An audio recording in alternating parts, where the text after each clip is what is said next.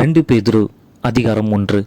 நம்முடைய தேவனும் இரட்சகருமாயிருக்கிற இயேசு கிறிஸ்துவினுடைய நீதியால் எங்களைப் போல அருமையான விசுவாசத்தை பெற்றவர்களுக்கு இயேசு கிறிஸ்துவின் ஊழியக்காரனும் அப்போஸ்தலனும் ஆகிய சீமோன் பேதுரு எழுதுகிறதாவது: தேவனையும் நம்முடைய கர்த்தராகிய இயேசுவையும் அறிகிற அறிவினால் உங்களுக்கு கிருபையும் சமாதானமும் பெருக கடவது. தம்முடைய மகிமையினாலும் காருண்யத்தினாலும் நம்மை அழைத்தவரை அறிகிற அறிவினாலே ஜீவனுக்கும் தேவ பக்திக்கும் வேண்டிய யாவற்றையும் அவருடைய திவ்ய வல்லமையானது நமக்கு தந்தருளினதுமன்றி, இச்சையினால் உலகத்தில் உண்டான கேட்டுக்கு தப்பி திவ்ய சுவாபத்துக்கு பங்குள்ளவர்கள் ஆகும் பொருட்டு மகா மேன்மையும் அருமையுமான வாக்குத்தத்தங்களும் அவைகளினாலே நமக்கு அளிக்கப்பட்டிருக்கிறது.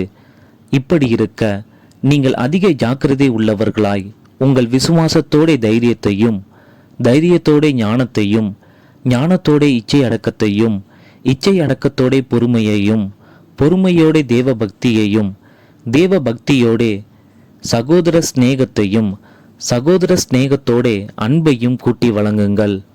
இவைகள் உங்களுக்கு உண்டாயிருந்து பெருகினால் உங்களை நம்முடைய கர்த்தராகிய இயேசு கிறிஸ்துவை அறிகிற அறிவிலே வீணரும் கனியற்றவர்களுமாயிருக்க ஒட்டாது.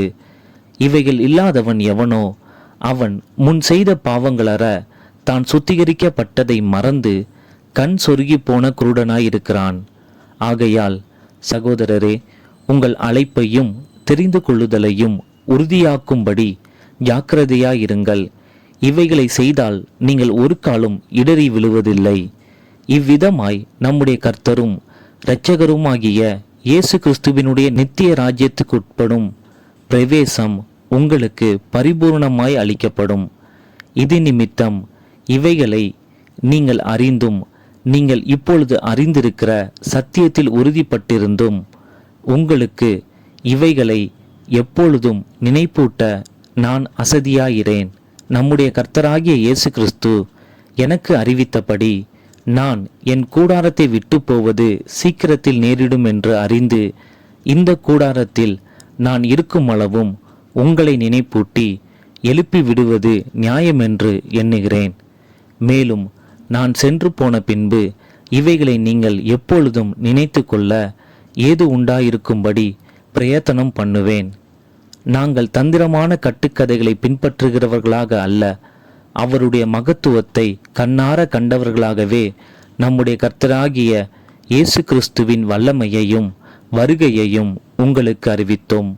இவர் என்னுடைய நேசகுமாரன், இவரிடத்தில் பிரியமாயிருக்கிறேன் என்று சொல்லுகிற சத்தம் உன்னதமான மகிமையிலிருந்து அவருக்கு உண்டாகி, பிதாவாகிய தேவனால் அவர் கனத்தையும் மகிமையையும் பெற்றபோது அவரோடே கூட நாங்கள் பரிசுத்த பர்வதத்தில் இருக்கையில் வானத்திலிருந்து பிறந்த அந்த சத்தத்தை கேட்டோம்.